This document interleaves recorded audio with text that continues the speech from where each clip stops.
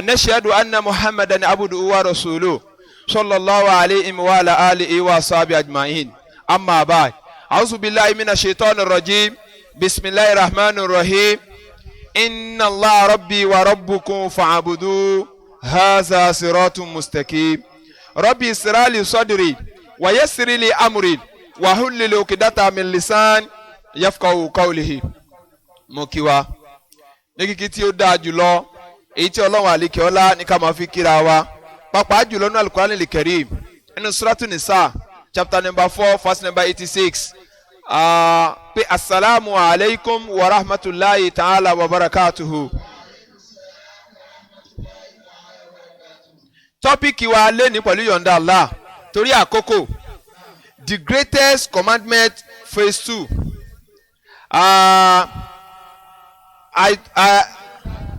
I told us yesterday that we will deliver our lecture in both language today, inshallah.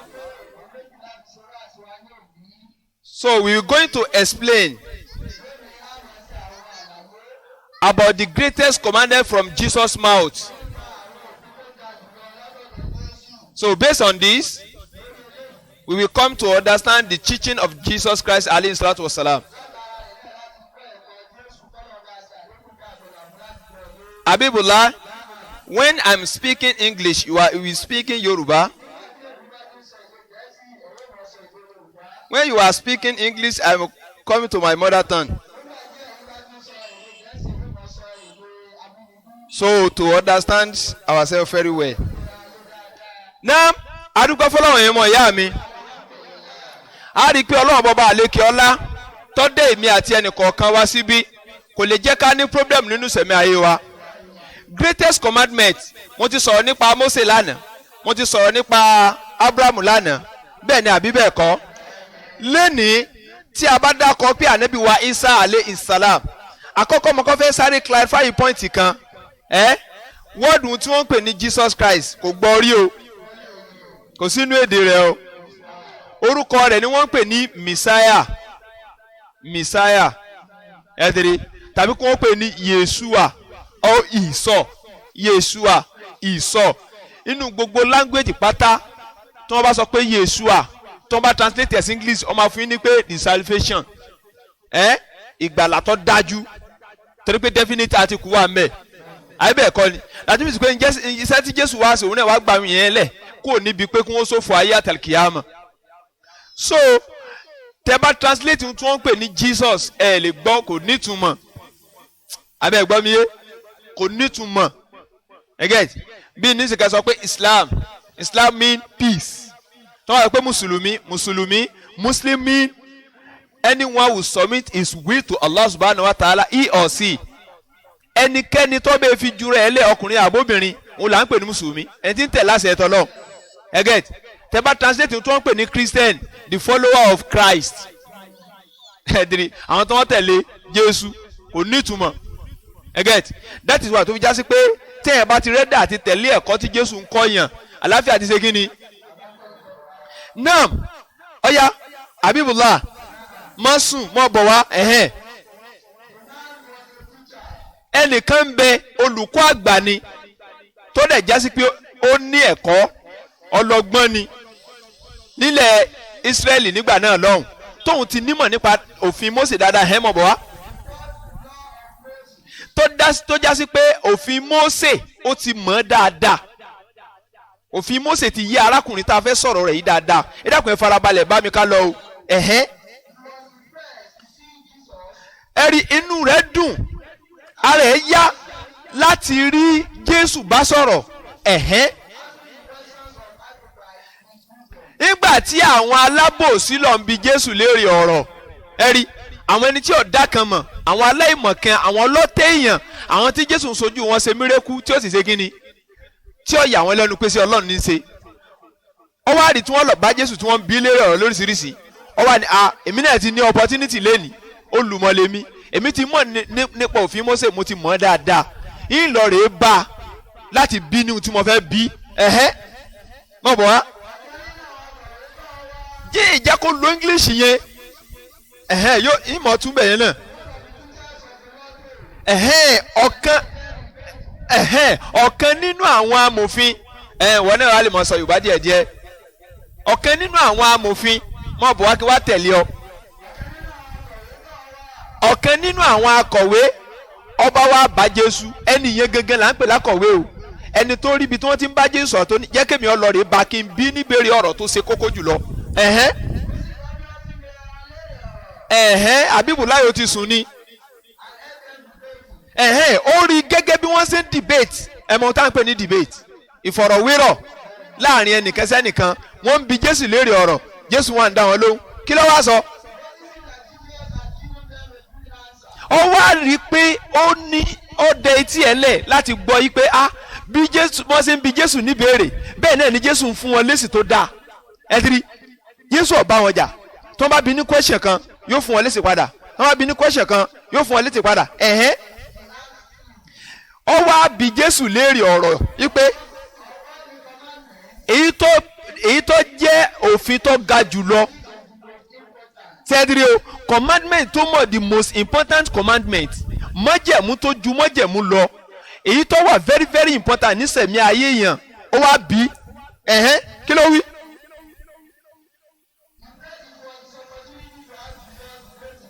sẹ́tìrì ó rí wípé the best opportunity rèé fóun àǹfààní ńlá rèé fóun láti bi Jésù tó jẹ́ olùkọ́ ẹ dákun ẹ̀dìrí kí ni wọ́n pe Jésù ní sójú rẹ̀ yìí the great teacher olùkọ́ni ẹ sì sọ́dọ̀ Ọlọ́run mọ́ alọ́ ẹ sọ́dọ̀ ọmọ Ọlọ́run mọ́ alọ́ àmọ́ yìí tàtẹ̀ pé ń bẹ̀ mọ́ ó ní olùkọ́ni òun láǹfààní láti bí ní nǹkan tó dáa jù lẹ́nu mọ́ bọ̀ wá ọ̀dà báwo la ṣe fẹ́ ńlá nínú sẹ̀mí ayé mi tí ń bọ̀ wá níwájú wa àlìjánà ìjọba Ọlọ́run ọba tí ń bọ̀ wá ayé yìí àti ìjọba mi tí ń bọ̀ wá níwájú Ọlọ́run báwo la ṣe fẹ́ ńlá ń tẹ́mi fẹ́ bí ọ́ nìyẹn sórí gbogbo ìbéèrè táwọn yòókù ń bí ọ́ yẹn kọ̀ọ̀kan mi rárá ṣùgbọ́n bí èèyàn ó ṣe là láyé ń bí tí ó sì là ní kingdom of God ìjọba Ọlọ́run èèyàn lẹ́kìyàmọ̀ ń tẹ́mi fẹ́ bí ó jù bẹ́ẹ̀ lọ. níbi táwọn kóòtù yìí ó wà ní Mark chapter 12 verse number 28 29 30 31 32 up to 34 mọ̀ bọ̀ wá. náà tọ́ ẹ̀yin ọmọ ìyá mi mo fẹ́ ká ní sùúrù ká sì fara balẹ̀ mo fẹ́ kí mi àti yín farabalẹ̀ gbọ́ ọ̀rọ̀ tí Jésù fẹ́ sọ Jésù ànẹ́bí Ọlọ́run ni kò sí ẹni tó lè pé káwọn ọmọ fẹnu kẹ Jésù mọ́ wọn ò tí ń bọ̀ ló ti mọ́ ta ló ni Jésù ànẹ́bí wa Ìsá aláwa ń sọ fún yín pé ibi tẹ́ ẹ wà yẹn sẹ́ kì í sọ̀nà ẹ̀sìn Ọlọ́run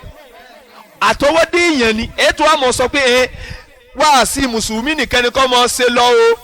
kọ́ mọ́ fẹnu kan bíbélì kí ni wọ́n pè bíbélì sí ọmọ tó ń pè bíbélì kí ló mọ̀ ń bẹ̀ kí ni nọ́lẹ́jì tó níbẹ̀ ń tá bí ọ́ ní béèrè tó lè dáhùn nú ẹ̀ wọ́n wájú béèrè kẹ́sí wa nu Kùránì inshallah kódà ní sinwó tí fi dán lóhùn Kùránì contain 140 chapter ó contain 6,666 verses kẹ́hìn ní síbẹ̀ tí fi reply rẹ̀ kátó àdáhùn sọ yìí pé ń tọ́ ọmọ ẹdiri so tó bá jẹ́ sí pé lóòótọ́ a fẹ́ gbọ́ òótọ́ ká jẹ́ kí Jésù ọba wa sọ ohun tó fẹ́ sọ ẹ jẹ́ ká fi ẹ̀kọ́ tí wọ́n kọ́ wa ní Sunday school ẹ já filẹ̀ ẹ̀kọ́ nu church ẹ já filẹ̀ ẹ̀kọ́ pé nu òun náà lọ́ba mọ kàbọ̀ kí mọ tu kó lè bá a yé torí pé àwọn tá a bá fẹ́ kí wọ́n gbọ́ lédè òyìnbó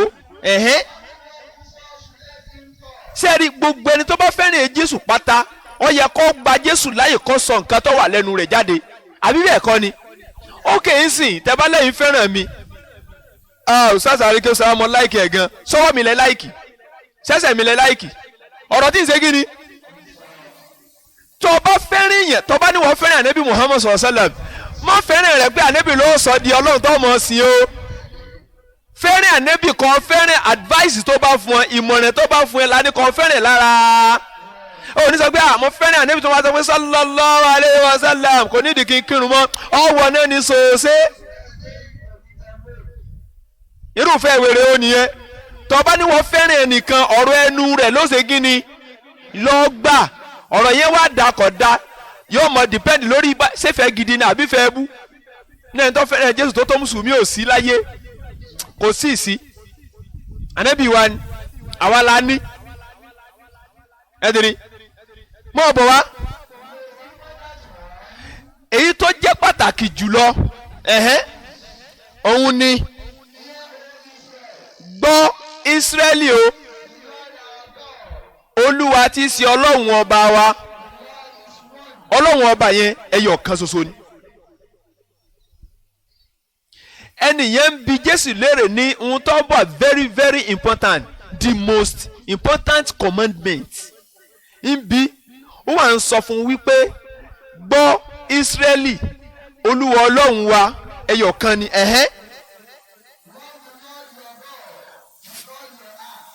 fẹ́ràn Ọlọ́run ọba rẹ pẹ̀lú gbogbo ọkàn rẹ gbogbo ẹ̀mí rẹ pátápátá ni ó fi fẹ́ tọ́lọ́run gbogbo ọkàn rẹ agbára tó ní òye rẹ ìmọ̀ rẹ gbogbo yóò tó lè ní fi fẹ́ràn Olúwa Ọlọ́run ọba rẹ ẹ gbọ́ a great answer to a great question imagine ẹni yẹn béèrè great question ẹ̀hún náà wá fún ní great answer sẹ́dírí ìdáhùn tó tóbi ni wọ́n béèrè lọ́wọ́ Jésù òun náà wá fún wọn ní ìdáhùn tó tóbi padà mọ̀ bọ̀ wá gbà yí pé Ọlọ́run ọba wa ọba ẹyọ kan ni fẹ́ràn rẹ̀ mọ́ ọjọ́sìn fún bí agbára rẹ̀ bá ṣe tó Allahu Akbar inú sọ́tù Tàgábù Quran chapter 64 verse number 16 ẹ̀páyé mi Ọlọ́run bí agbára yín bá ṣe tó the same thing ní Jésù náà sọ fáwọn èèyàn ẹ̀páyé Ọlọ́run bí agbára yín bá ṣe kí ni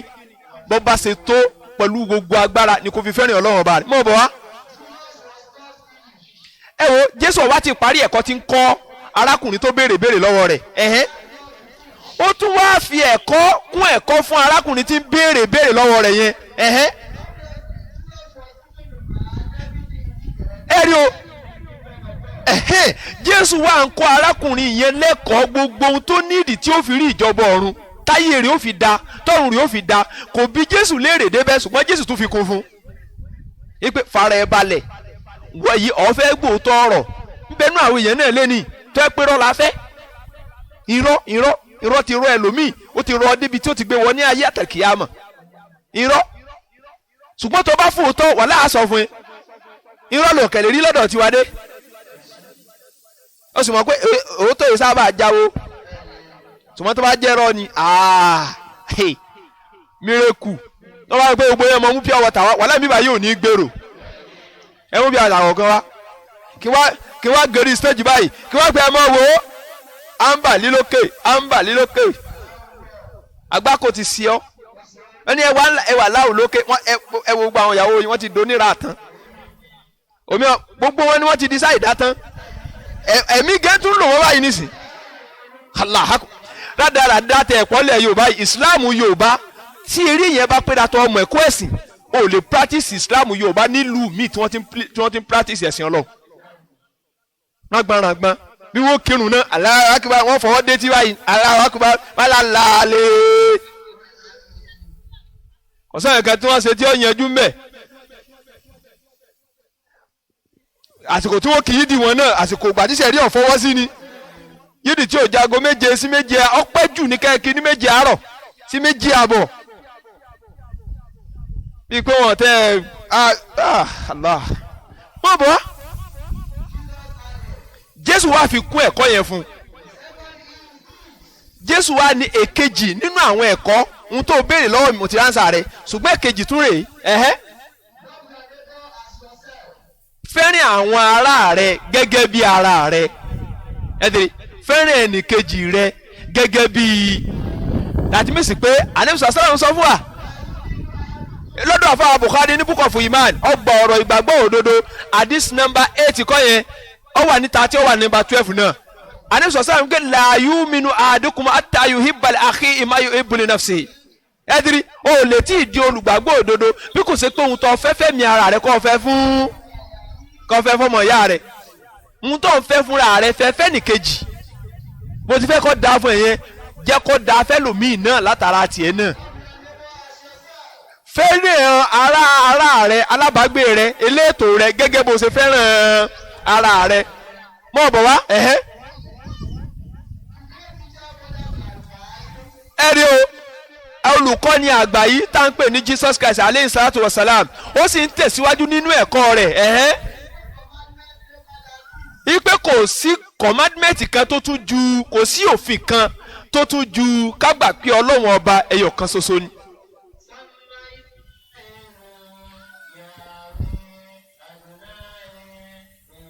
èrè ẹ pé sama Israelu Yahweh Adonai Echad Hebrew nìyẹn kò sí pásítọ̀ tó gbọ́n lẹ́yìn wọ́n ti mọ̀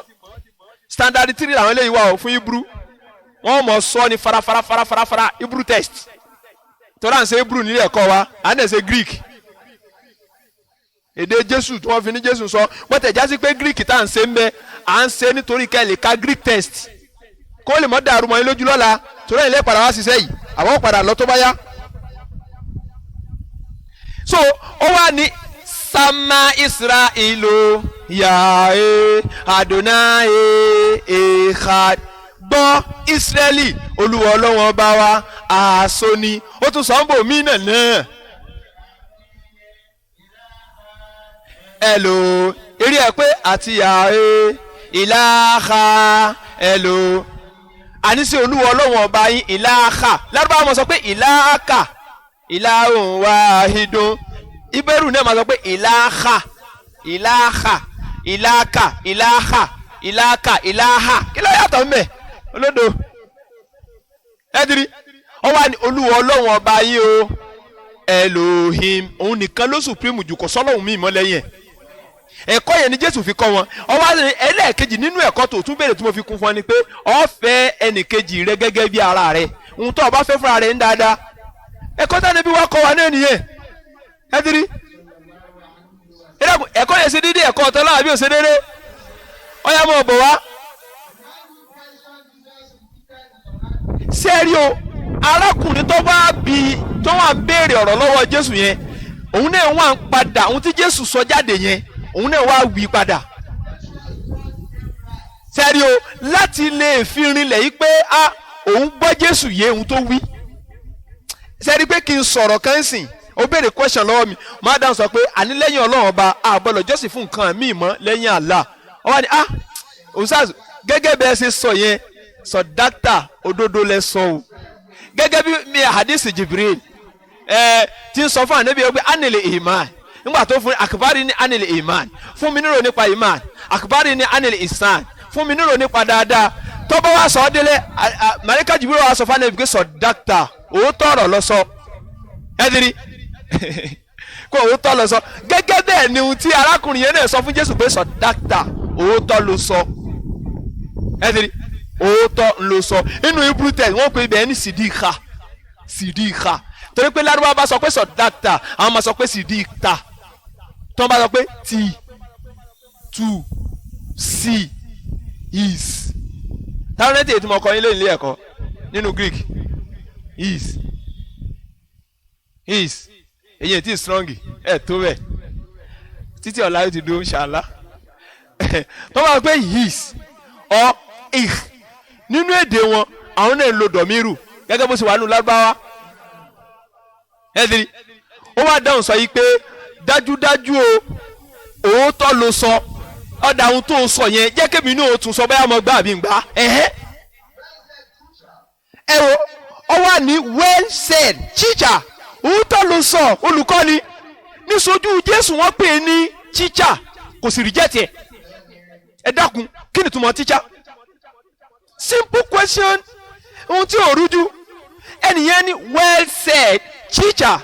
òótọ́ ló sọ olùkọ́ni ṣé wàá dọ́lọ́hun nígbà tí ọba sí lórí ilẹ̀ mọ́ àmọ̀ dánwò ẹ sì wé yẹn ṣe pọ̀ mbẹ̀ sẹ́ẹ̀rì tí wọ́n bá fi mọ pọ́ùn náà wọ́n mọ̀ ṣé ó sì dáa wàhálà àwọn náà tún rédí àti mọ fọ́ mẹ́sẹ̀gì yẹn ká kírísítẹ́nì rí kó nírun gbọ̀n báyìí wọ́n tún mọ ha áńbìlì fún ọ pé gba Jésù ní Olúwa àti olùgbàlà rẹ kó o lè rí ọ̀run wọ̀ ẹ ti rí mọ̀ bọ̀ wá. ṣẹ́gbọ́n ẹnìyẹn wọ́n sọ fún pé well said oh teacher dáadáa ló sọ ọ̀rọ̀ rẹ̀ sì dá ó lóòótọ́ ni nítorí wípé o nítorí pé ọ sọ pé ọlọ́run ọba ẹyọ kan ni òótọ́ ọ̀rọ̀ ló sọ yẹ́dìrí o òótọ́ ọ̀rọ̀ ló sọ nítorí pé bó ṣe sọ pé ọlọ́run ọba nìkan ni ẹ mọ̀jà gbàgbé ipe arákùnrin tó wá béèrè lọ́wọ́ jésù yìí ó ti nímọ̀ nípa àwẹ̀ Mósè tó ti ṣáájú kí jésù tó dé ló fi ní lóòótọ́ òótọ́ ló sọ ọlọ́run ọba ẹyọ kan ní ń bẹ lóòótọ́ bẹ́ẹ̀ lómi ọmọ á sọ fún wa yìí pé àwa táwa sọ pé mẹ́ta ni ó yé wa lọ́nà tó gbà yé wa pé mẹ́ta lọ́lọ́ ọ̀nà ẹ̀dìdìrì wo ọlọ́mọdé yìí ní heart disease ọ̀daràn sọ pé 1 + 1 + 1 instead 3 oní is equal to 1 irú mathematics dìdìrì wo nìyẹn irú mathematics wo nìyẹn ọ̀kẹ́ náà tún sọ fún wa ó ní 1 × 1 × 1 × 1 àbí wùlà ó ní is equal to 1 mo ní ọ̀tẹ̀ ti da títẹ̀ tó ti kó ní plus ọlọ́run ṣeun wọ́n lè tún gbé ní new terminology dé nìyẹn can you see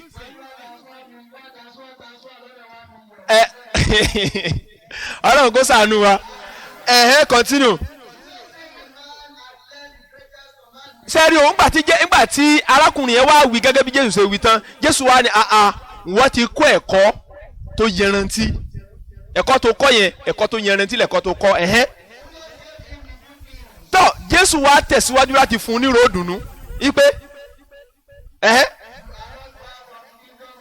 ó jìnà sẹ́ni tí ó wà lè jẹ́ ní ọlọ́run ẹ̀dìrí mọ̀ bọ̀ wá tọ́ ẹ̀yọ́ mọ̀ ìyá mi bí sí ń lọ gan re ìtàn tí mo sọ fún wa sókè yìí àìmọye ẹ̀kọ́ àìmọye àǹfààní àìmọye ohun tí ń sinmi lọ́pọ̀lọ́lẹ̀ tó kó sínú táàmù mú wá nísìn 1 to 7 ni mo yọ mbẹ́ alákọ̀ọ́kọ́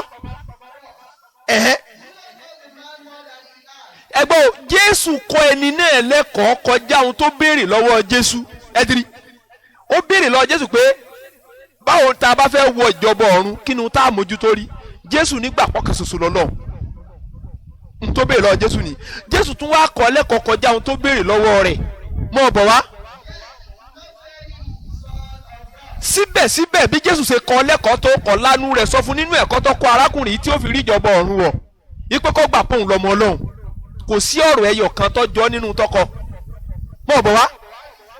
tàbí kó sọ fún pé èmi ni olùgbàlà tàbí kó sọ fún yín pé èmi mo wá láti wá kó ẹ̀ṣẹ̀ àwọn ọmọ ènìyàn kúò àbí ńgbà tẹ ní ìyẹn ẹyọ kan ọwọ́ àrù ẹ̀ṣẹ̀ gbogbo wa ẹ̀ṣẹ̀ yẹn aróòkè ajé lásán torí òkè ajé ni wọ́n ń pè yín òkè Islam lèmi náà mọ̀ pé ráyé ẹ̀yin bàbá wa àgbàlagbà ń bẹ ẹ̀jẹ̀ wà nǹkan ṣe sí ajé òòṣà níjẹ́ bẹ̀ fa wọ́n sin òòṣà ajé ń bí tẹ́lẹ̀ ni ẹ dé bá ẹ mọ̀ fi ẹ̀sìn yìí ẹ rí i pé nínú tí mo pósìtì ọ̀tún ni mo lò ó bẹ́ nígbà ẹ̀ wá mítì lẹ́sẹ̀ ní ustaz òkè ajé ni wọ́n mọ̀ fẹ́ ṣe mo ní ní péjì tèmi o ń lè lo òkè ajé yẹn wọ́ọ̀dù ẹ̀bọ ni òòṣà kan ni wọ́n ń pè bẹ́ẹ̀ lẹ̀ Yorùbá ẹ̀ ṣe Yorùbá school ni á sì á mọ̀ pé òkè ajé ẹ̀ ṣe òun ló dábì ni òòṣà ló dábì àbí òkè owó ẹ̀ mọ̀ pé ayé lókè owó láìpẹ́ láìkè owó ni ẹ̀ mọ̀ sọ́ di òkè owó ọlọ́run jẹ́ lówó yóò lé òsì kó gbogbo àdúgbò yìí àwa ní olówó ládùúgbò wa o ọlọ́run níjà sósì àwa tẹ̀ lówó àbíbùláì mọ́ta sí wọn mọ́ bò wá mi ta dé ẹ̀dìrí sẹ́dìrí o bí jésù wá ṣe kọ́ lẹ́kọ̀ọ́ tó kò sọ nínú ọ̀rọ̀ rẹ̀ fárákùnrin yẹn pé gbà mí gẹ́gẹ́ bí ọmọ ọlọ́run gbà mí gẹ́gẹ́ bí olùgbàlà gbà mí gẹ́gẹ́ bí ẹni tó wá kó ẹ̀ṣẹ̀ àwọn ènìyàn lọ ẹ̀dìrí náà ẹ dẹ́kun gbogbo táwọn èèyàn bá sọ ẹ jẹ́ ká dànù èyí tí jésù bá sọ ẹ jẹ́ ká ṣe kí ni tó bá ti pín lóòótọ́ la fẹ́ tẹ̀lé ẹ jẹ́ ká gbá ọ̀rọ̀ rẹ̀ mú èyí táwọn èèyàn fi ha èyí táwọn kan fi kún ẹ jẹ́ ayọ̀ dànù ẹlẹ́ẹ̀kejì ìgbàlà ayé àtọ̀run ó dìpẹ́ndì lórí commandment tí jésù kọ́ yẹn yìí ẹ tiri ìgbàlà ayé àti ọ̀run ó dìpẹ́ndì lórí commandment tí jésù kọ́ arákùnrin tó wá béèrè lọ́wọ́ rẹ̀ yìí pé mo fẹ́ ṣoríire ayé mo fẹ́ ṣoríire ọ̀run ó bèsì lórí ohun tí jésù kọ́ àwọn èèyàn yìí ẹ ti rí pé gbà pé ọ̀kan ṣoṣo lọ́lọ́run sì máa sìn pẹ̀lú gbogbo agbára rẹ, pẹ̀lú gbogbo òye rẹ, pẹ̀lú gbogbo ọgbọ́n rẹ. ìkejì ni pé kó fẹ́ràn ẹnìkejì rẹ gẹ́gẹ́ bí ara rẹ. ẹ ti rí Jésù ṣàlàyé ọ̀rọ̀ yẹn tó yanjú. Ìgbà tẹ́lòmíì tún wá pàdé Jésù láti bí lọ́rọ̀ láti kọ́ ẹ̀kọ́ lọ́dọ̀ rẹ̀. Ẹrù alákùnrin gan ọkẹ wa ni ọba kúnlẹ̀ níwájú Jésù, ọba sọ fún ànábì wa Ìsá Jésù yìí pé ẹ ti gbọ́ kí ni wọ́n pe Jésù? ẹ wí dáadáa ni báwo ni good teacher ṣe wà tún dọ́lọ́hún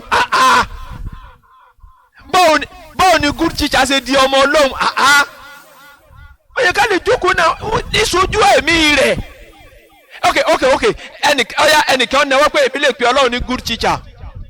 yóò fèsì Ọlọ́run àgbẹ̀ good teacher Ọlọ́run máa rí reply wọn náà. Imagine àwọn èèyàn stand pẹ̀lú Ọlọ́run wọ́n sì jọ ń ṣe conversation báyìí. Ọlọ́run tiẹ̀ ń gbà yẹn ń rìn káàkiri ni o nkó káàkiri ilẹ̀ Israeli. Allah akbar, oh my God, ń bọ̀ lọ́rọ̀ yìí tí ń bọ̀ náà ń bo ní ọ̀parí sí báyìí. wàmà kúnẹ̀lì náà tádì aláwùlá àánú Ọlọ́run la rí gbà ó bí ẹ bá sí bẹ́ẹ̀ àwa ni ọba bómi lọ. ẹ ti rí ó wà ní good teacher, olùkọ́ni rere. ẹ rí olùkọ́ni rere. Ànábì wa Muhammad is a good teacher. Prophet Adam is a good teacher. Ismail is a good teacher. Isiaq is a good teacher. John the Baptist is a good teacher. Gbogbo wọn olùkọ́ni rere torí pé àwọn ànábì Ọlọ́run wá tọ́ wa sọ́nà rere ni. ọ̀nà tá a fi sórí ire ayé ń bí àti àlìkìyámọ̀ níṣojú ẹ̀mí Jésù náà wọ́n fi pè é ní good teacher, olùkọ́ni rere. Continue. Ó ní sẹ́ẹ̀rì ọwọ́ àní kí ni nǹkan tí màá ṣe,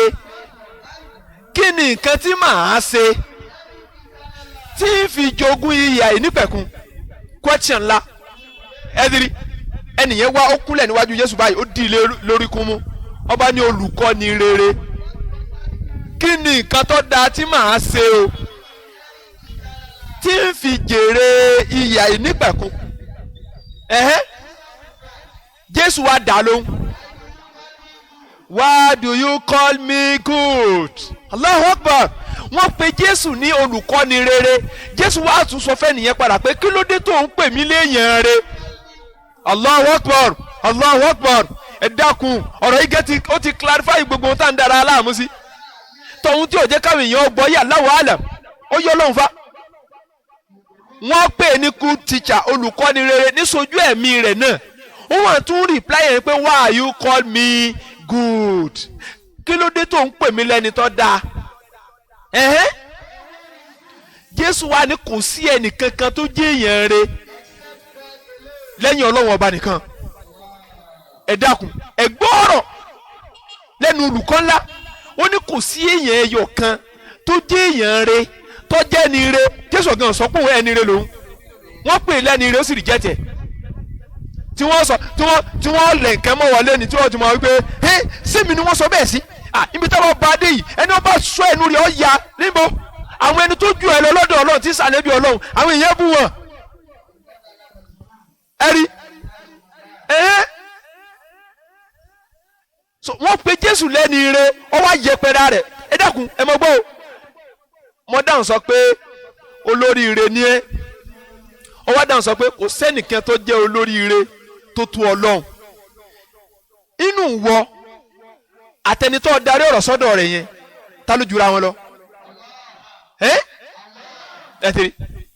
wọ́n pe Jésù ní olùkọ́ni rere. Ó wá ní kí ló dé tó ń pè mí lẹ́ni ire? Kí ló dé tó ń pè mí lẹ́ni ire? Kò sẹ́nì kankan tó dáa lẹ́yìn Ọlọ́run ọba nìkan. Mọ̀ bọ̀ wá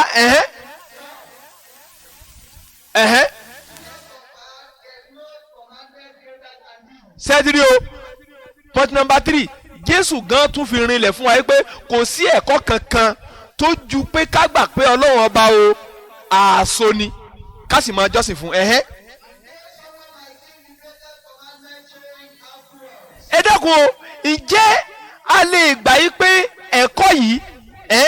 ọlẹ́tọ̀ kó yípo nígbà tí Jésù ò sí mọ́ bí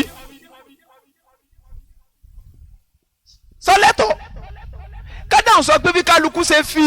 ilé rẹ̀ lẹ̀ nígbà tó fi lọ rìn àjò ọ̀kì ẹ̀ ló fi lẹ̀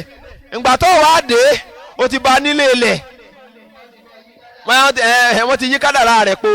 ẹ dákun tó o bá dé ọ́ ṣàdúrà ní àbó ṣe pé ó dì parí ọ̀rọ̀ yẹn kó tó fèsì mọ̀ bọ̀ wá Jésù sọ fún wa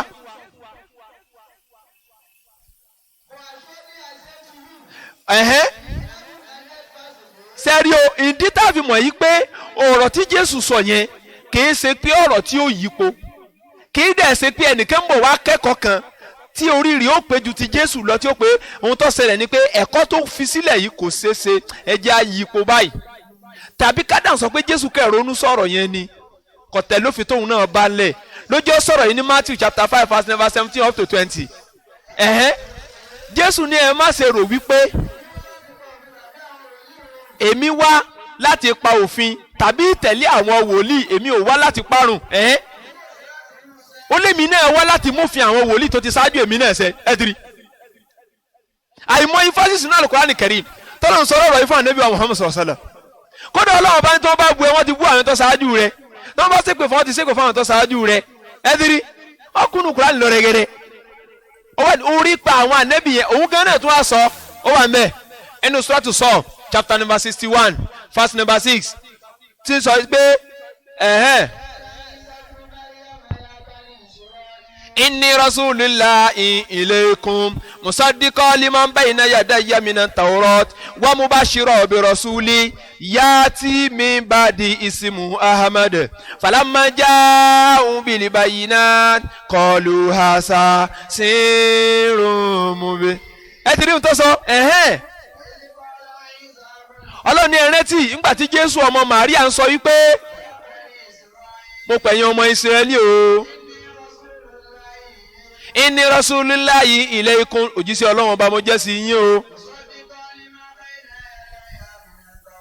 ẹtìrí ó ní musaddiqan liman bayna yadayya minat tawrat kí n mọ fi rinlẹ̀ fún yín èyí tó ti ṣáájú mi nínú àtàwọ̀rọ̀ ẹtìrí kí n sì fún yín ní ròdùnú pé ànábì míì tún bọ̀ wá wọ́n mọ̀ orúkọ rẹ̀ ní Ahmad Ọlọ́run ní ṣùgbọ́n gbà tó dé pẹ̀lú àlàyé tó yanjú tánẹ́bí Ahmadu yẹn dé pẹ̀lú àlàyé tó yanjú tó yanrantí o kọlu hasa sẹ́rọ̀mọ́ gbogbo àwọn ọmọ Ísírẹ́lì wọ́n palùpọ̀ pé òpìdán ni àwọn ò ní gbàgbọ́ haba ọ̀rọ̀ bí tá à ń sọ yìí kì í sí ilé ayé yìí ọjọ́ tó páàkì mútò kalẹ̀ tó nílé jókòó nú ẹ̀ mọ́ ọjọ́ tó ilé tó kọ́ tó da kalẹ̀ tó pẹ́lú mi ní oṣù bẹ̀ ọjọ́ tó wà tọ́mọ àti dúkìá ò ní wúlò fẹ́nibọ́dì mọ́ ilà amọ́ni àtà alábi kọ́lé bíi sẹ́lẹ̀ tọ́ba gbọ́kẹ́ Islam dọ́dọ̀ lọ́ọ́ lókun sọ́tù sọ̀rọ̀ Quran 26 kọ́ yẹn ni fàṣì 88 to 89 mọ́ bọ̀ wá point number 4 ẹnikẹ́ni tó bá ṣe pé lóòótọ́ ló fẹ́ràn Jésù ànábì wa Ìsá tó dẹ̀ fẹ́ wọ ìjọba ọ̀run tí ò níyà ìnípẹ̀kún tá a sọ yìí sẹ́tìrì ó gbọ́dọ̀ pa àwọn májẹ̀mú tó ṣe pàtàkì wọ̀nyí ó gbọ́dọ̀ pa mọ́ gẹ́gẹ́ bí Jésù ṣe sọ sẹ́tìrì o gẹ́gẹ́ bí Jésù ṣe sọ ní John 14 verse number 15 pé kí ni o tó bá ṣe pé ẹ fẹ́ràn mi májẹ̀mú Ọlọ́run ọba tí ń sọ fún yẹn pamọ́ ẹ tẹ̀lé yóò wàhálà ògà fún kólé àti ìwúlà wa rasúlá fàyín táwàlá fàyín náà làhà làyòhè bólẹ́kà ẹnìkan wà tí wọ́n pè ní ìsang inú my case against Allah ní bí page number 18 kọ́ yẹn tí n bá gbàgbé bí page number 19 18 ṣá stroke 19 get ó kó tiẹ̀ ń bẹ̀ yìí pé Suratul Imran chapter 3 verse number 28 to 29 and 31 to 32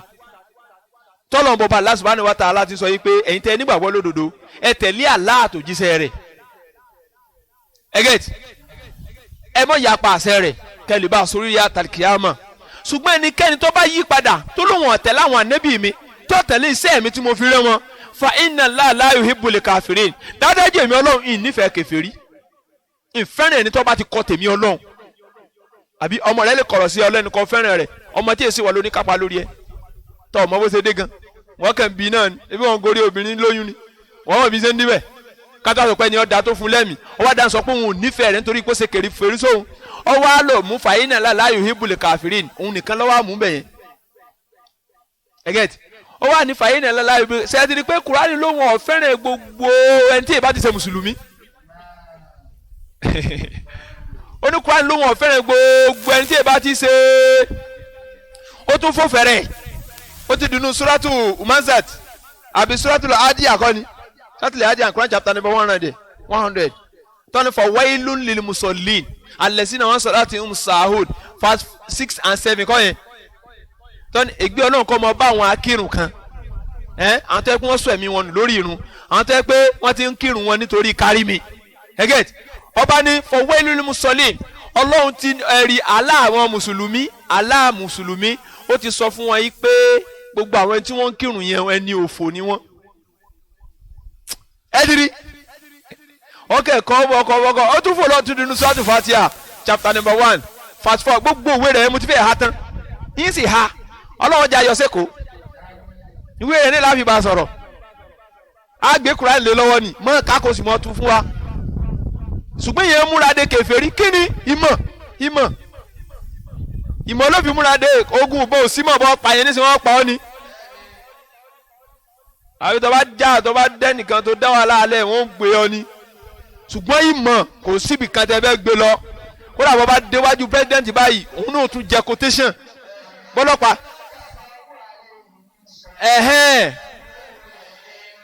yóò jàdó àìsàn kúńtà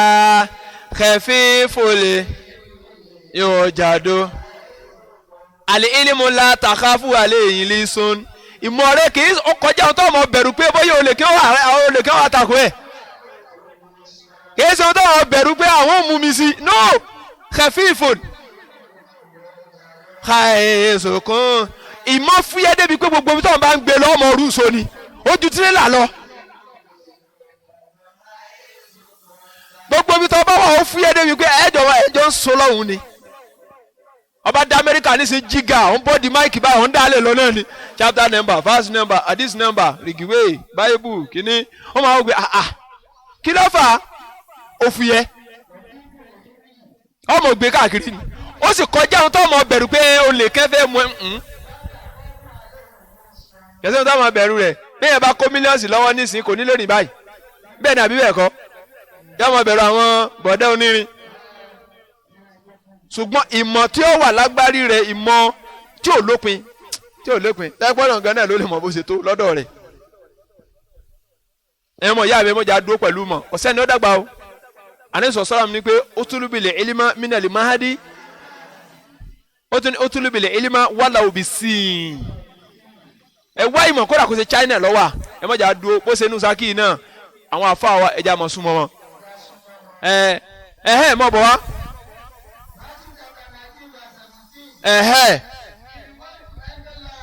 Jésù wá ń tẹ̀síwájú nínú Matthew chapter number 19 verse 17 if you want to eternal life tó o bá fẹ́ wọ ibi ìyè ìnípẹ̀kun ìyẹn tó o fẹ́ wọ ààyè àlìjẹ́nà lọ́dọ̀ Ọlọ́run bíi tí ò lópin lóore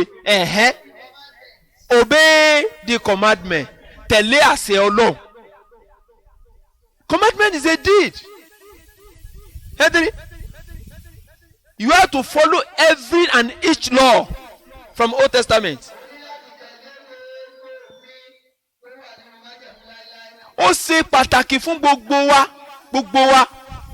Tẹ́sí wà tó yẹ pé tá a máa ka Báíbù, èmi máa ń sọ fún yín. Ìtọ́jú ọ̀rọ̀ Ọlọ́run ọba ó wà mẹ́. Ọ̀rọ̀ tó bá ṣe dídí fásitì Quran, alhamdulillah, wọ́n ní orí. Ẹ̀dìrí. Ṣùgbọ́n orí tí ò pé ni, ọ̀la kò pé. Ó dẹ̀ ti rí fáwọn aṣèyí tó pé, èwo ló pé Al-Quran nìkẹ́rì. Tẹ́tí wà tó yẹ pé òun fi ní fashions several versions èmi ò tẹ́ ẹ mọ iye versions tó dà mọ́ báyìí ṣùgbọ́n táwọn àfi kó lé ẹ̀kọ́ more than 2,000 different versions 2,000. mo rí Greek náà edition 29 wọ́n máa launch ẹ̀ ní 2022.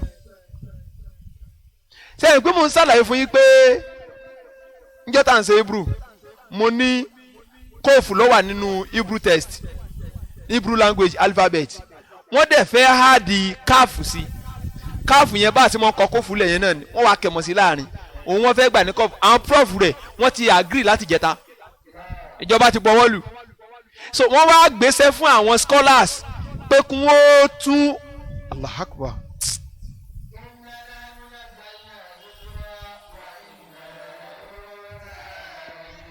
More than $50 million ni wọ́n tún gbélẹ̀ pé kí wọ́n tún manuscript yìí kọ fún Hebrew text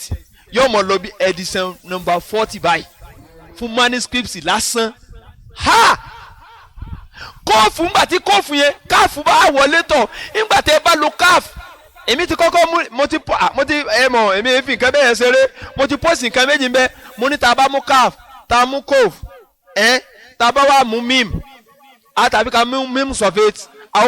àwòkáf sọ̀fẹ̀tì outside sọ̀fẹ̀tì àbí amú bet àbí amú gímò àwa lẹ̀kàn mọ́ nínú àwọn ọ̀rọ̀ yìí yóò fún wa ní wọ́ọ̀dù mi bẹ́ẹ̀ ni àbí bẹ́ẹ̀ kọ́ báwo la ṣe tú wọ́ọ̀dù yẹn sáàpọ̀ Ọlọ́run ló fi sínú ìwé rẹ̀ ní abẹ́yẹn amòfin.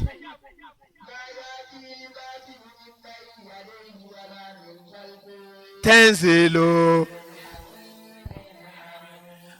tí Kùránì fi dáńtì ẹ̀ nìyẹn sọ́ọ̀tù fún sí láti kọ́ ẹ̀ Kùránì 41 láti verse number 41 to 42 ìbàjẹ́ ò lè wọnú Kùránì bóun ṣe rí o tẹ́nìkan sọ pé àwọn ṣẹ̀ṣẹ̀ parí jámíà ni wọ́n ṣẹ̀ jáde yunifásitì Arabic ni ohun tó kàn ní pé a fẹ́ tún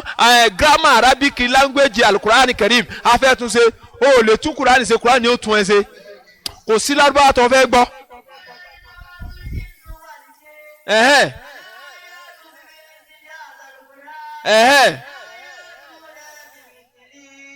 wàlà ó kàánà bá dùn kò sí àtẹ̀yìn àtàlẹ́jọ́nú bá kójọ ń rú wọ́ọ̀dù táwọn háàdì yẹn àwọn olè háàdì ẹ̀mọ́lẹ̀ Kùránì Karim. Jésù wá ń sọ fún arákùnrin náà wípé tí o bá fẹ́ wọ̀jọba ọ̀run tó bá fẹ́ wọ̀jọba ọ̀run o májẹ̀mú Ọlọ́run nìkan lọ rèé tẹ̀lé bọ́ọ̀bọ̀ wá ẹlẹ́ẹ̀karùn-ún kírísítẹ́nì tó bá jẹ́ pé kírísítẹ́nì tòótọ́ ni o àwọn gbọ́dọ̀ gba ohun tí Jésù sọ náà láì máa yí ọ̀rọ̀ rẹ̀ tàbí ká mú díẹ̀ ń bẹ́ẹ̀ tàbí ká yọ díẹ̀ ń bẹ́ẹ̀ tàbí ká mọ kélé ìbọnú eléyìí nígbà tẹ́nìkan wà lórí pẹpẹ tó gbá máìkì mi tó ní. níbo tó ní ẹ̀dọ̀dọ̀dọ̀dọ̀dọ̀ kò sí àáfàá kan tó lẹ́tọ̀ọ́ àti sọ fẹ́nì kankan nínú ẹni tó nímọ̀ Kùránì pé ibi báyìí nìkan ni kọ́ ọmọ kà ẹ gbọ́dọ̀ débi wàláhì bi Rabbil Kaaba mọ́fọ́lọ́n tó lẹ̀mí mi sẹ́rí iṣẹ́ rẹ̀ tí ń jẹ́ ìmọ̀ tún fi mu jẹ lọ sọ́dọ̀ rẹ̀ mo ti rí Christian tó sọ fún mi kìí ṣe 30s kìí sọgbọ̀n èèyàn nínú wọn tó sọ fún mi pé sà á gbọ́dọ̀ ká àárín yìí ẹni ègún ló máa ń kabẹ̀. níbo Èsíkáì 23 verse number 9 verse number 21 verse number 22 ẹ bá wa kà á. ó ní ẹni ègún ní máa ń kà á ìwé Ọlọ́run ó ní bẹ́ẹ̀ ni ìgbọ́ orí láyé ṣé wàá ní tuntun máa ń ṣẹlẹ̀ ṣe rí lọ́dọ̀ wa lọ́hùn wàhálà bẹ́ẹ̀ ṣe jókòó yìí mo fẹ́ lè pé àwọn tí èsè mùsùlùmí ní ọ̀pọ̀ jù àwọn láfúláyè tí wọ́n jókòó ṣùgbọ́n bí ẹ̀ ní kírísítẹ́nì kan tí ó jókòó kírísítẹ́nì Yorùbá mo rò pé ẹbọ tí bàbá wa ń bá bọ̀ láti ìpìlẹ̀ yẹn wọ́n kẹ́ mọ́ ọ́ lé ní ọkẹ́ wa mo ń bọ̀ kèfèrí Yorùbá láyé kèfèrí Yorùbá number 1 àkọ́kọ́ àkíngbọ́ ẹlẹ́ẹ̀kejì tẹ́ bá ti gbọ́ wá sí ọgbà àwọn alátakò yẹn wọ́n tún ti dé yẹn alátakò àbí kìlà tíṣà làwà ẹ̀yìn tàtakò kìlà fẹ́ tàtakò kìlà fẹ́ gbà mẹ́ kọ́ ọlọ́rẹ̀ wọlé nísìnyí kò dé àlìjẹ́nà tèmi lọ́wọ́ wàláì kọ́ ọ̀dẹ̀ wà àlìjẹ́nà kò tún affect èmi ẹ̀dírí so wọn là ń bá so tọrọ kọ́ ọgbọ́n àókè yẹn pé òfin tó lòun pa àwa làwa ń ṣe kí ni là ń tẹ̀lé tọ́lọ́run bá sọ pé ẹ fi kálukú lẹ̀ ẹ fún kálukú lẹ̀ ẹ tẹ̀ mọ́ sọ̀rọ̀ èmi ọlọ́run fẹ́ ní bọ́dì ẹ kẹ̀ mọ́ bẹ́ẹ̀ ó ti tán. ṣùgbọ́n làwọn tún fáwà ní quotation náà Al-Qur'an al-Karim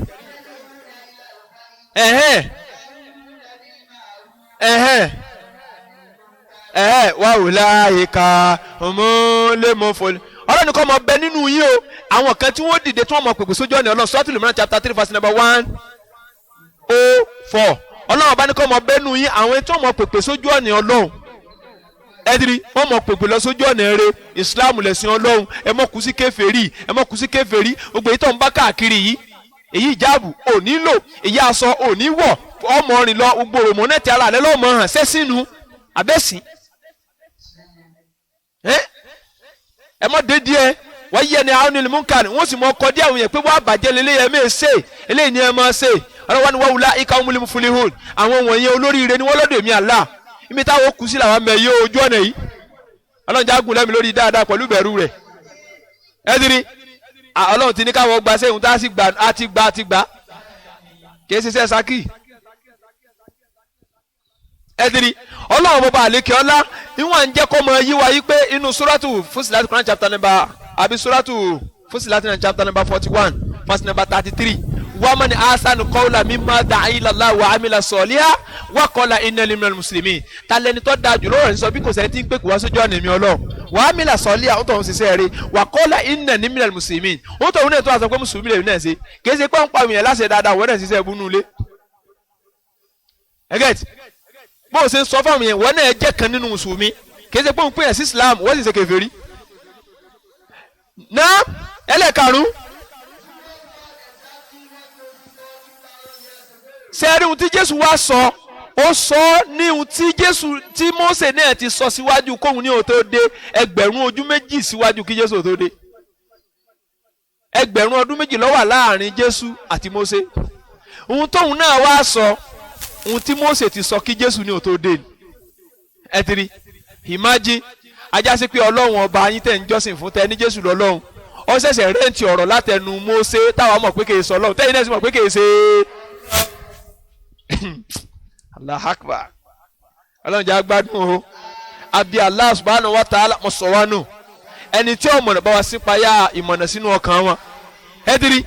ohun tó ti sọ ní ẹgbẹ̀rún ní book of Deuteronomy chapter 6 verse 4 up to 5 tó ní Sama Israelo Yahweh Adonai Echad ẹ̀dìrí gbọ́ Israel tán Sama ẹ̀dìrí lọ́dọ̀ lágbára náà báwo wọ́n ṣe pé filamur isma wọ́n ti kọ́ yín náà ibi àwọn kọ́ lárúbáwá àti Sama isma Israelo báwo lárúbáwá náà ó pé Israel ọ wá ní Yahweh ẹ̀rọ kí ni wọ́n pè ní Yahweh nínú lárúbáwá pé Yahuwa Yahuwa ya ilahuwa yahuwa ilahuwa huwa ilahuwa yahuwa yahe kese yahe yahuwa yahuwa ya Allah ẹdiri ọ ní Yahweh Adonai Echad ọmọ ẹgbẹ́ Adonahim Ọlọ́run wa o Echad lárúbáwá máa sọ pé Ahad Ihad Ahad ẹ wọ́n ṣe jọra wọn Ihad Ahad kódà tí a bá wà ní lẹ́sìn pé a fẹ́ training fún àgbàlagbà fún dynamic tó bá gbọ́ lárúbá dáadáa yóò rọ̀ wá lọ́rùn láti tètè kọ́ ní Hebrew text tó bá ti gbọ́ certainly Clark Quran chapter 112 verse 1 kul huwallahu ahad at Deuteronomy chapter 6 verse 4 Mark chapter 12 verse number 29 Ihad our God is one our God is one Quran 112 verse 1 Ọlọ́run ọba ahad ẹyọ kan ni Ọlọ́run ọba ahad Deuteronomy chapter number 6 verse 4 Mark chapter 12 verse number 29 Ihad ahad Ihad kí ló yàtọ̀ mẹ́ Ihad agbọ́lẹ́nu Mósè Ihad agbọ́lẹ́nu Jésù ahad agbọ́lẹ́nu anabi Muhammad sallallahu alaihi wasallam kí ló tó yàtọ̀ kò yàtọ̀ Ọlọ́run kan ṣoṣo Ilahuwa Rahman ọlọ́run bá wọ ẹyọ kan ní kò pé méjì kò ní west best ní nílé ìmọ̀ bọ̀ wá mo ti kọjá bẹ́ẹ̀ 6:35 heart jẹ́ kó ka ibùrù rẹ̀ àtìyàhé ìlàhà ẹ̀lò ó ní pé àtìyàhé alọ́lọ́wọ́n ọba yín sẹ́ ìlàhà ìlàhà ìlàhàkà ìlàhà ìlàhàkà ìlàhà táwọn òní yẹn làwọn náà fẹ́ fi sí o tí a pé ibùrù èkó ìpè ká wọ́n wọ́n pé vayohira zemuniha aha vakhrosa ahe miho mihat ha ló wà nínú èdè wọn kò sí ká mbẹ àwọn náà làwọn fẹ́ hà di ká sí báyìí pé ìlàkà àwọn náà ti hà di káàfù sí báyìí o wọ́n ti gbà wọlé láti tó ń gbà tábẹ̀ ìfirọ́ ọdún méjì nísìnyí wọ́n kàn lọ́ọ̀nchì original manuscript edition number 40 a tún máa sọ pé yóò kọ́ ni pé ìlàkà òun náà bá tún di ìlàkà mo lẹ tún músẹ́ rọrùn fún wa ni wọ́n lẹ́kọ̀ọ́ sọ́nà tí kẹfẹ́ rí fẹ́ gbá yóò mọ hẹ́ẹ̀fù wà nsọ́ni yóò òun náà bá di ìlàkà kò sí wàhálà kùránì kún ní yín tiẹ̀ ìlàkà báàkà sẹ́yìn pé báàkà ni nínú Psalm 84:6 báàkà òun náà bá di báàkà gẹ́gẹ́ bí báàkà sì wà ní Quran chapter 3 verse number 96 báàkà ó bá di báàkà nínú bíbélì náà kìí ṣe báàkà tí ń gbá bọ́ọ̀lù ní sọ ẹ tiri so kò sọ́dẹ̀ tí wọ́n fẹ́ gbà òótọ́ sẹ́ number 1 ni kò sẹ́ni tó lè gbà mú lẹ́yìn kò tẹ̀lé mọ̀ bọ́ Deuteronomy chapter number 5 verse number 7 mọ̀ bọ̀ 13 yẹn àti ìtútàn ó ní pé Olúwa Ọlọ́run ọba rẹ ṣẹgbọ́ bíbélì ní bẹ̀rù Olúwa Ọlọ́run rẹ kọ́ ọmọ wá sìn mọ̀ gbọ́ o bíbélì ní tó bá búra ó búra pẹ̀lú orúkọ Ọlọ́run tó sọ pé wàláì kìí ṣe pé mo fi Jésù búra ọ̀nà òjìmọ́ mo bò wá fáyì tó fẹ́ mú wá yẹn ogun pọ̀ suratu rọ́ọ̀dù kan 13-16 àbí mọ́ mú wá dákun adùkùdùsì ti délẹ̀ ibi tó wáyé bẹ̀rù Olúwa Ọlọ́run rẹ kọ́ ọmọ wá sìn ṣẹgbọ́ máa búra pẹ̀lú orúkọ Ọlọ́run ọmọ rí ẹ pé ẹ̀yin Ọlọ́run ọba rẹ ẹ̀rí Allahu Akbar bíbélì ni máa tẹ̀lé Ọlọ́run ọba rẹ lẹ́yìn o òun nìkan ni kọ́ ọmọ ṣe kí ni àtàlẹ́ introduce sí wa pé ká bẹ̀rù báyìí tó rọ Ọlọ́run tọ́ ibi tá a lò dére o òfin Ọlọ́run kílódé kọ́ máa ṣe ta ló wá kú àwọn táwọn tún wà ń pòfin Ọlọ́run ọba mọ́ wọ́n tún mọ̀ wá Allah wọ́n tún wọ́n gbé kèé ṣe sẹ́ni ó gbé yín wọ ọ̀run ẹ̀yẹn táàtì ní ìgbàgbọ́ jókòó síbẹ̀ wọ́n sì ní agbára so ká mọ wí kọ́ ọmọ parẹ́ kọ́ wọn pé níbi tí bàbá mi bí mi sí bàbá rẹ̀ ti kónú sàárè wàláhì ọ̀rọ̀ kẹ́ ń bọ̀ nísìn ó dìgbà tí investigation yẹn mo sì ń ṣe lọ́wọ́ mo ti rí 20% ń bẹ ẹ̀wọ̀n pé mi pẹ̀lú evidence ni tàbá ní programu alẹ́ ń wá gbé wa á lọ interview gbogbo àwọn tó wà ládùúgbò yẹn á lọ pẹ̀lú àwọn jàmá pẹ̀lú yọ̀ǹda Ọlọ́run ìníjọ́ pamọ́ sí ìlú kan nítòsí wa ń bí ìní ti dákọ̀ ìlú yẹn tẹ́kù kan wà tó yẹ pé àwọn Christian wọn níbẹ̀ níbẹ̀ wọ́n mọ̀ sí kú sí mùsùlùmí kọ́lé síbẹ̀ àwọn Christian náà kọ́lé sádùúgbò yẹn wọ́n wà ní tó bá ti di alẹ́ tí èdè àṣùgbà àwọn èésùn tó bá wá sìnkú síbẹ̀ lọ́jọ́ tí wọ́n bá sìnkú mọ́júmọ́ ọjọ́ kejì yẹn wọ́n mọ̀ gbọ́ tí wọ́n mọ̀ pariwo ń bodì yẹn pé àwọn náà tún ti wá bẹ̀rẹ̀ yá mi o wọ́n náà tún ti wá bẹ̀rẹ̀ wàláì ìlú yẹn kò ju mẹ́ẹ̀lì kan àbí méjì sí lọ Ṣakí á lọ ọbẹ̀ tá gbé kámẹ́rà lọ gbogbo tẹ́kùn yẹn láka á play rẹ̀ fún wa o pẹ̀lú yọ̀ǹda Ọlọ́run ọ̀rọ̀ yẹn lẹ́sẹ̀ dé 10% ní lára mi bóyá ohun tí ó sọ ọgọ́rọ̀ di mùsùlùmí mírèkù rẹ̀ lọ́hùn gbé bọ̀ yẹn mírèkù rẹ̀ ẹ̀rọ pa àwọn wí ní sẹ́ ọ́ dàbí pé àwọn kẹ́hìn ń takò yẹn àwọn ọ̀dẹ takò yẹn we no tacos but we are here to spread the truth so a ní kíníkíní ẹ lè tàwa ní kíníkíní ẹ lè nìkan lẹ́mìí ni tàwa bọ́ sórí stage òun láàmú bá wíǹso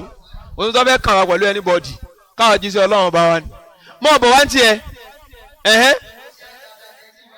naam ẹ wo Hosea ọ̀kan nínú àwọn prophet náà ni chapter 13 verse 4 kí ni tóun náà sọ ẹdí o ó ní I am Lord your God èmi ni olúwa ọlọ́run rẹ ẹni tó mú ọ jáde wá láti ilẹ̀ Egypt o gbọ́dọ̀ ní ìmọ̀ nípa mi o gbọ́dọ̀ gbà pé èmi nìkan ni ọlọ́run ọba kò sí olùgbàlà kan lẹ́yìn èmi ọlọ́run. The book of Hosea mọ̀ bọ̀ wá.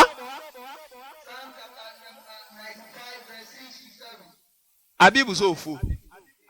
mọ̀ bọ̀ wá mọ̀ bọ̀. ẹ wá ẹ jẹ́ ká wólẹ̀ níwájú ọlọ́run ọba ẹ jẹ́ á kúnlẹ̀ kí gbogbo owó forí kẹlẹ̀ fọlọ́run ọba olùdáwa ẹ dákun bíbélì gan ta ló dá wa sẹ́ni tó dá wa la lẹ́tọ̀ọ́ pé ká sìn ní abẹ́ni tí ò tẹ̀ mọ́ bí wọ́n ṣe dá wa ṣé Jésù ló dá wa ni. Simple question ṣé Jésù ló dá wa ká fi lẹ́tọ̀ọ́ pé òun ni ká sìn. àgbẹ̀ Jésù wọn máa sìn o òun máa sìn sẹ́ ọ̀pọ̀ ènìyàn ni wọ́n sọ pé ta lọ́lọ́run mi Jésù dá wọn lọ́lá òun wọn máa sìn ní orúkọ Jésù níbo. wọ́n ń bọ èèyàn ntọ́lọ́wọ́n ọba dání Jésù àfi tọ́lọ́wọ́n bá ṣàánú yín ẹ ti rí in fact ẹ̀kọ́ tá à ń sọ̀bọ̀ látàárọ̀ yìí Jésù wá gbé hàn lára èṣù gan ṣèitán lánàtúláyà àlè ọ̀rọ̀ yìí wà ní Matthew chapter 4 láti verse number 8 up to 10 ló ti bẹ̀rẹ̀ èṣù lọ bá Jésù pé òun fẹ́ dán wò ó wá gbé Jésù lọ sórí òkè bí irú òkè àsàbàdí tẹ̀ ń bọ́ ńlẹ̀ yìí kọ́lọ́hún ṣàánú yín òkè àsàbàdí tẹ̀ ń bọ́ tó yẹ pé ẹ wo iye ọdún ta tó lọ́ba ńlẹ̀ yìí àṣà ẹ lè lọ́ba kó fún yín lọ́ba nígbà tó bá gbà yẹn kú fẹ́ẹ̀kì tẹ̀ ń kó káàkiri. wọ́n pe kinní kan ológun ọ̀kárẹ́ àsàbàrí ọkọ̀jà tó bá di ọjà ó ti jà tán. ìranù àìlẹ́kùn ẹ̀sìn kọ́lọ́hún kó ṣàánú wa ń bẹ̀. ẹ̀rí o wọ́n lé sú èṣù fa ànábì Ọlọ́run mo rò pé Jésù ń gbà yẹn báyà kò ju bí àgbàdo lọ tàbí ká sọ pé bí ọkà bàbà èṣù kẹ̀ gbé báyìí sápá ló ti gbé ní àbí lẹ́sẹ̀ ọkà gbé bí mo ṣe dúró yàrá òṣùbí láì mí náà ṣe tán rọjí mi wọlé èṣù ò lè gbé mi báwo ni ó ṣe gbé mi ṣe mọ jẹ́ egun ni tájà mọ́ hán ká sọ pé ànábì Ọlọ́run tọ́lọ́run ti ṣàánú wọn lọ́wọ́ gbogbo wọn dáradára yẹn ànábì wọn máa sọ fún wa ó ní tíṣẹ́ ìtọ́ni bá ń bọ̀ láti sánmà nídàájí láti dùkánì yìí olóhùn máa ń rí apá rẹ̀ kí ó ká sánmà báyìí apá rẹ̀ kí ó ká sánmà báyìí tó bá fẹ́ lẹ́ẹ̀kan náà pọ̀ báyìí déédéé gbà yẹn as-salatu khayrun minan nawm ọmọ sùn lọ sí ó ní torí atẹ́gùn tí ò fẹ́ tẹ́lẹ̀ yóò kẹ́ ó ní mọ̀nà tí ó gbà wọlé nígbà tó bá wọ assalamu alaykum wa rahmatullahi ṣùgbọ́n nílẹ̀ tí wọ́n ti kírun ọjọ́ yẹn ti bọ́ fún ọnu Ọlọ́run ti ṣàánú gbogbo àwọn ànẹ́bí pẹ̀lú èṣù á sọ pé ànẹ́bí Ọlọ́run ànẹ́bí wa Isa alayhi salam wọ́n lẹ́sù wá gbélé báyìí bóyá dà gẹ́gẹ́ bíi kúlá ọ̀dà gẹ́gẹ́ bíi kúlá táwọn obìnrin máa ń gbé lọ síbi òde wọ́n kẹ̀dà gbélé báyìí ni ike ó gbé Jésù kẹ́gbẹ́ báyìí ẹ máa wo nígbà tí ó gbé ó dérí èkè lọ́tún ó bá gbé lọ báyìí ó wá fi gbogbo ọ̀tún hàn báyìí ọ̀tún rèé o ilé rèé o àwọn ilé ọtí ẹ̀ rèé o lọ́fàáyìn yìí o àwọn àdúgbò rèé o àwọn rèé o gbọ́ ẹ wá wo ọba fi gbogbo ilé ayé ọba fi hàn Jésù tán a ní àkọ́kọ́ lè mọ kọ́kọ́ gbádùn òkè tó kọ́kọ́ gbé mi wá lọ́tún yìí náà mo kọ́kọ́ gbádùn òkè yẹn náà mo wá sórí gbogbo ibi tí mo rí mo láìkì ẹ̀ nígbà tí Jésù wà ń fún níròyìn tó wá dùn mọ́ èṣù wà ní ọmọ tí ó ṣẹlẹ̀ èṣù wá sọ fún Jésù wípé ó ní gbogbo nǹkan pátá tó wò tí mo fi hàn án tó dùn mọ́ ẹ lójú yìí ṣé àpò kọ́kọ́ dùn mọ́ Jésù nìkan tẹ̀ tó gbé ẹ jẹ́ kí n gba bíbá yìí fún un ọ ní gbogbo nǹkan wọ̀nyí ní pé kọ́ jẹ́ tiẹ̀ tó bá wọlé tó kúnlẹ̀ gbà tó fẹ́rí kẹlẹ̀ fún mi èṣù ẹ tẹ́lẹ̀ tẹ́lómi ti dìndìnrín lẹ́nu ìtàn kan wà nínú Ghasatul Afari min Maqaidi Shaitan tí àfa Ibn Qayyim al-Jawziyya rahimahullahu ta'ala kọ ní fọdún number 2 page number 66 up to 70 tí wọ́n sọ̀tẹ̀ àfa kan náà ń bẹ tó forí kẹlẹ̀ fésù yóò gbójú sókè bá Jésù pòórá ni wọ́n lọ bẹ orí àfa dànù wọ́n pa á sí kèfèrí. tọ́kí ni Jésù wá fún Èṣù lẹ́sìn kí lẹ́sìn tó fún ọ wá sọ fún yín pé padà ìwé Èṣù kò lẹ́yìn mi jàre torí Jésù ó ti mọ̀ pé Ọlọ́run nìkan láwọlẹ̀ fún táàsì forí ṣe kíni ó wà ní kó lọ́dọ̀ mi mọ̀ bọ̀ wá ń tẹ̀síwájú nítorí wípé Ọlọ́run rẹ nìkan ṣoṣo ni kó o máa fi ọjọ́ táwọn ṣẹlẹ̀ kan wá bá mi lé táwọn jọ ń ṣe dáálọ́gì láàrin ara wa ó láàrin ẹ̀ mọ́ forí balẹ̀ bíbí káàkiri forí kẹlẹ̀ báyìí ká forí kẹlẹ̀ mo ní mọ́ darẹ̀ láàmú tó bá dà ìkìyà mọ́ wọ́n fi orí yẹn wọ́n fi fèsì òkúta àwọn mọ̀lẹ́kọ̀ máa bọ̀ fi gba báyìí wọ́n fi gba tí ó sùn ọ́. wọ́n ti ní obìnrin yìí burú gan ni ìjọ́ tí ń sọ yìí wọ́n fẹ́ délé ọ̀dọ̀ mi tán mọ̀ bẹ́ẹ̀ tó àwọn tó ń mú wádọ̀ mi wà láàrin wọ́n kẹ̀ tú gèlè kó lérí ní wọ́n wá serun rẹ̀ báyìí aṣọ tó wọ̀ gẹ́síkẹ́tì rẹ̀ wọ́n fẹ́ lè díjú mi wọ́n lóhùn ló àdéhùn ló tún wá ka mi mọ́lẹ̀ yìí kálá ń rìn lọ́la rí lẹ́yìn nísìtọ́ àgbẹ̀tọ̀ àwòlẹ̀ kí n akájú ṣé èké ni mo fẹ́ wòye tí ń gbójú òun sì rí ó nídìí kí n fún mẹ́sẹ̀gì àbíbù láì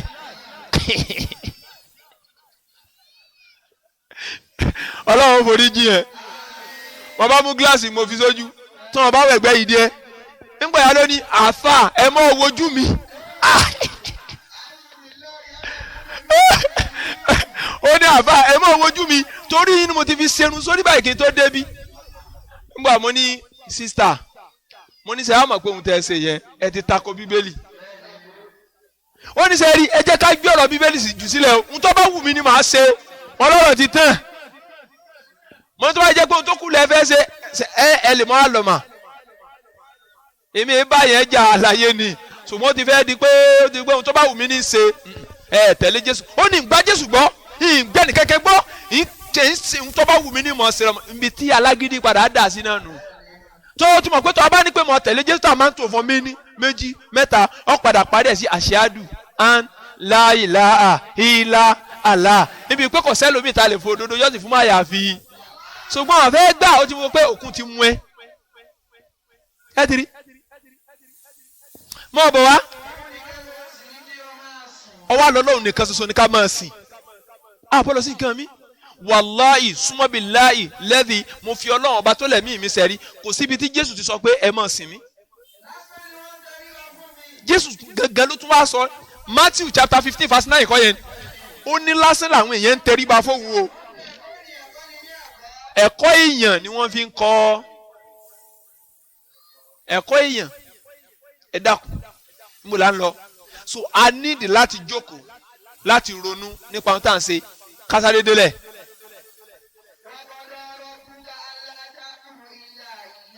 èyí tó jẹ́ òfin ni pé a gbọ́dọ̀ jọ́sìn fún nǹkan míì lẹ́yìn Ọlọ́run a gbọ́dọ̀ sí nǹkan míì lẹ́yìn Allah ẹlẹ́ẹ̀keje wọn ti nọ́mbà 7 tó parí ẹ̀ mbẹ́ nbí tá a fi dúró nìyẹn tó bá di jẹ́ ògbìn dàrí kìámà ẹ wá wo ohun tí Jésù ọ wá ṣe fáwọn èèyàn tí wọ́n láwọn dáhùn sọ pé ẹ̀sìn rẹ̀ làwọn ń ṣe Alukurani sọ fún wa pé tó bá di jẹ́ ògbìn dàrí kìámà Ọlọ́run á dojú ọ̀rọ̀ kọ Jésù báyìí èyí wà ní sọ́ọ̀tù mẹ́ta chapter 5 verse 116 àbí ọ̀ya ẹ mọ̀ bọ̀ wá.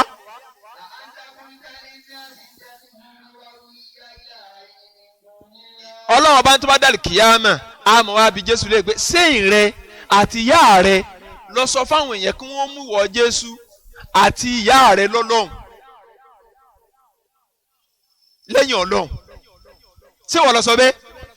ọ̀rọ̀ Jésù ọba sọ pé.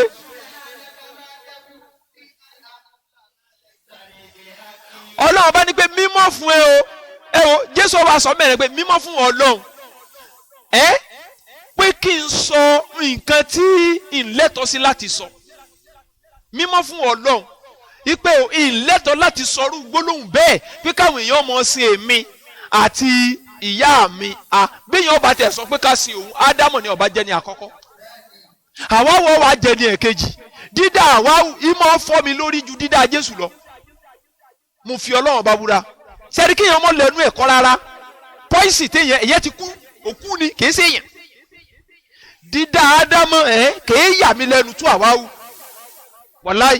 dídá ànábì wa ádámù àmọ̀ kún wọn mọ́ látàrí ìpẹ́ Ọlọ́run sì pàṣẹ fún gbọ́yà jẹ́ yóò sì jẹ́ àbí ẹ̀kọ́ ni dídá Jésù wọn lóyún rẹ̀ wọ́n pọ̀n sẹ́yìn Jésù rákòrò káàkiri bàbá mu yànfà wọ́n dábẹ́ fún bàbá ńjọ́ kẹjọ so gbogbo èèyàn ìṣesí ìwà àbí ẹ̀kọ́ ni ẹ wo dídá ìyá wa Háwà ṣàdédé ni bàbá wa sún kó tó di déédéé pásùbà ó tó ó sì bọ́ obìnrin lẹ́gbẹ̀ẹ́ rẹ̀ tó sì bá a dọ́gba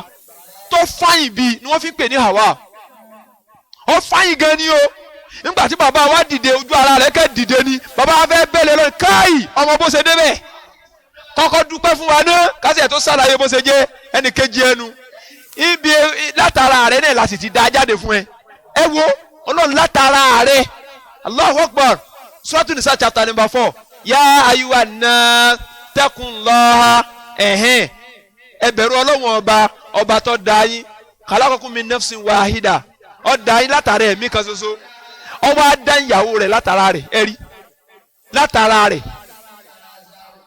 wàláhì kò sí mírèkù tó tó eléyìí ju mírèkù Jésù lọ àwa àwùyàn wá sọ níbi kankan ipe èmi lọ́lọ́run adájọ́ ẹgbẹ́ tí wọ́n gbọ́n ká sẹ́dírí o yóò Jésù ọmọ asọ́njọ́ náà pé Ọlọ́run o kò tọ́ sí ẹnu mi kí n sọ nǹkan kan àfi kó jẹ́ òdodo ọ̀rọ̀ kò tọ́ sí mi kí n sọ nǹkan mi àyàfi tó bá pa mí láṣẹ pé kí n sọ. tó bá ṣe pé mo sọ bẹ́ẹ̀ fáwọn èèyàn pé èmi lọ́lọ́run àti ìyá mi àwọn méjèèjì lọ́lọ́run wọ́n lọ́wọ́ ọba mọ̀ bẹ́ẹ̀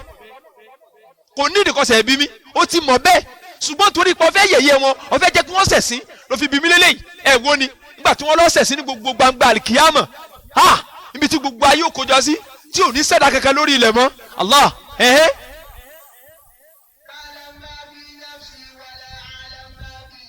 ẹ̀rí o Jésù wá pé ìwọ Ọlọ́run wọ́n mọ ohun tó wà nínú èmi ṣùgbọ́n mi ò mọ ohun tó wà nínú èmi ìwọ Ọlọ́run o mèròǹgbà mi ṣùgbọ́n mi ò mèròǹgbà ìwọ Ọlọ́run dájúdájú ìwọ Ọlọ́run ọba nìkan ló mọ ohun tó pamọ́ ó sì tẹ̀síwájú fún 170 sẹ́dírí Jésù ọmọ wa tẹ̀síwájú pé kí ni tí mo sọ fún wọn gbà tí mo fi wà láyé bí kò ṣe ohun tí ìwọ Ọlọ́run ọba pa mí láṣẹ ohun tó pa mí láṣẹ tó ní sọ fún wọn náà mo sọ fún wọn sọ nǹkan mi o.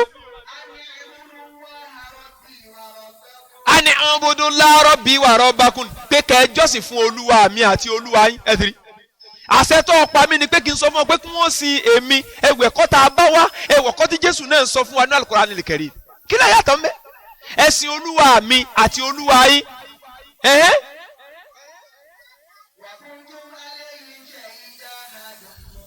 nígbà tẹ́mi gan fi ń bẹ láàrin wọn mo jẹ́lẹ́rìí lórí rẹ̀ wípé lóòótọ́ ni o ọ̀rọ̀ tán àbí òun náà tún jẹ́lẹ́rìí lórí wọn mọ́ bọ̀ wá.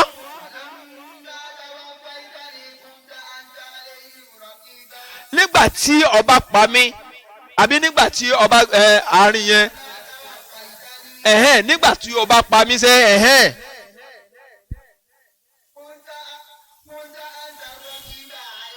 nígbà tó ọba gbé mi gun ọ̀dọ̀ rẹ lọ tàwa fà ní bíbà yìí ànáwó ni wọ́n tu sí kéèyàn dákú lọ́dọ̀ àwọn àfọ onítàfàṣe kìí ṣe pé kú kéèyàn dákú bí ká jágbe mọ́ nǹkan kó sì dákú kó wá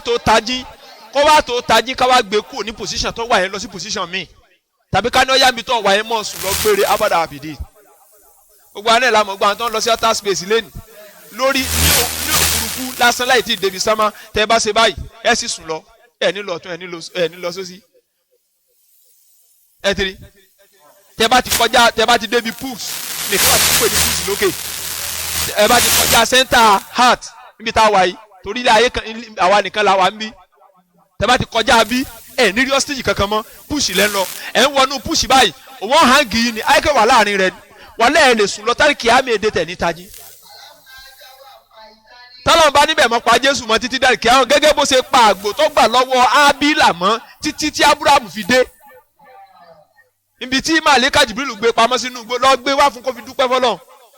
àwọn ọmọ sọ pé àgbò méjì wà lálìjánnà tọkàn bá jẹun tẹ́ mọ́ dúpẹ́ inú àlìjánnà lọ́wọ́ lè dágbò sí. agbowo àgbò Ábílà àti Kábílà tí wọ́n jọ sí fanfa tó wà ní Suratu A'raf Quran chapter 7 àbí Suratu Maida chapter number 5 verse number 27 up to 30. àgbòjọ́ náà tí wọ́n gbà ọ̀rẹ́ tọ́lọ́ ń gbà lọ́wọ́ Ábílà Ọlọ́run kí màlẹ́kà Jibril ọlọ́rẹ̀ pa á mọ́ nínú ìjù kan kó sì mọ́ bẹ́ẹ̀ kẹ́kọ̀ọ́ gbọ́dọ̀ ṣe títí tí Abraham fi dé ẹ̀wòye ọdún yẹn thousands of years. Ọlọ́run ṣe ní ọya pa kò fi dúpẹ́ kò fi rọ́pò ọmọ rẹ̀ wọ́n yẹn ní láti inú màlẹ́kà Jibril náà ló má gbò wá fún lóòótọ́ ṣùgbọ́n kì í sàtinú kò sí kankan nú àlùjẹ́nà báyìí kò sí kankan nú rẹ̀ kò dẹ̀ sẹ́ni kankan tó ti lọ gbogbo ẹ̀mí rẹ̀ bẹnu Barishaki tí wọ́n ń sayé rẹ̀ gbogbo àwọn ẹ̀mí ibú wọ́n wà lẹ́yìn Barishaki ìlú àyàwó ìwò àṣọ títí dijọ́ gbèǹde ọba ti kó láyé ń bí Barishaki lákọ́kọ́ lọ́n lọ ó dijọ́ gbèǹde kásẹ̀ tó mọ́ lọ sí pé ìwọ ọ̀lù àlìjẹ́nà Ustaz Arike Sọlá àtàwọn stúdẹ̀ntì àtàwọn olùfẹ́ rẹ̀ àti gbogbo àwọn tó wọ́n fẹ́ tọ́lọ́run láyé ẹ̀ mọ̀ lọ àlìjẹ́nà gbogbo àwọn tí wọ́n kọ́ tèmi náà tẹ́ tọ́ fún wọn gbọ́ ṣẹ̀mọ́ lápò sí báyìí Ọlọ́run kó sọ wá mẹ́. Jésù wá ní nígbà tí mo fi wà láàrin wọn mo jẹ́rìí pẹ̀lú wọn nígbà tó bá gbé mi gòkè lé ọ̀dọ̀ rẹ̀ mọ̀ bọ̀ wá ó ti sùn lọ.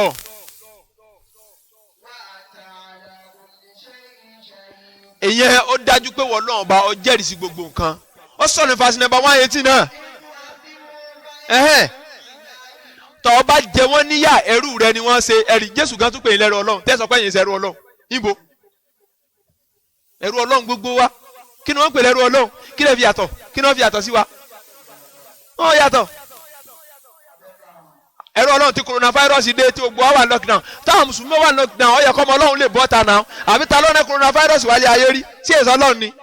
Ọlọ́run àmọ́ ọmọ rẹ̀ kí kòrò mu tí wọ́n lè wọ ọmọ rẹ̀ kọ́ yẹ pé Ọlọ́run kòrò kó mú ọmọ rẹ̀ láyé náà láti wà tó yẹ pé lẹ́sìn pọ̀ lára coronavirus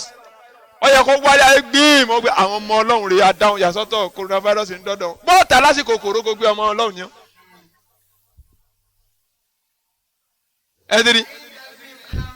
yẹ Jésù ọmọ asán jẹ́ pé wọ́n lọ́wọ́ ba ẹrú rẹ ni wọ́n tó bá fi wọ́n lẹ̀ ẹrú rẹ ni wọ́n tó bá sì foríjì wọ́n dáadájú alágbára ni ó ọ̀jọ̀gbọ́n sì ni wọ́n lọ́wọ́ ọba Ọlọ́run wá fèsì lé verse 119 Ọlọ́run bá wà ní no ọ̀rọ̀ orí bẹ́ẹ̀ mọ́ ọjọ́ ẹni tí ó sòdodo òdodo rẹ̀ ò sàǹfààní fún mọ́ ó ti kọjá sẹ́yìn